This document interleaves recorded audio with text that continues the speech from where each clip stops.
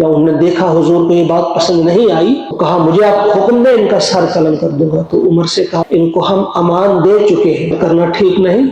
البتہ ان سے کہا تم فوراً مدینے سے چلے جاؤ. ان کو وہاں سے نکالا گیا. یہ بات کہی گئی کہ یہ ان کے ساتھ کچھ یہودی بھی تھی، یہ کافر اور یہ منافق جو تم سے کچھ باتیں کر رہے ہیں، کچھ مشورہ دے رہے ہیں اور بڑی میٹھی میٹھی باتیں کر رہے تھے، کچھ ہمدرد بن کر آ گئے تھے اور کہہ رہے تھے کہ ہم یہ کریں گے، صلح کریں گے آپ سے، کوئی بات نہیں مانی جائے گی، تم یہاں سے نکل جاؤ.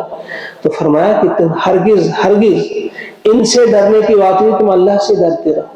یہ تمہیں کوئی نقصان نہیں پہنچا سکتے، اللہ کے ہاتھ میں سب کچھ ہے. ان سے کہو نکل جاؤ یہاں سے. ان اللہ کان علیما حکیما، بے شک اللہ تعالیٰ ہے علیم، جاننے والا، حکیما اور حکیم ہے، وہ حکمت والا ہے. یعنی نفع، فائدہ اور نقصان کا اصل علم جو ہے وہ اللہ کے دل میں یہ بات نہ آ جائے کہ شاید کچھ اگر لے دے کریں ہم تو ہمیں فائدہ پہنچے گا، دین کو یہ کو نہیں، یہ خبر اللہ کو ہے. لہذا دو ٹوک الفاظ میں ان کو کہو نکل جاؤ.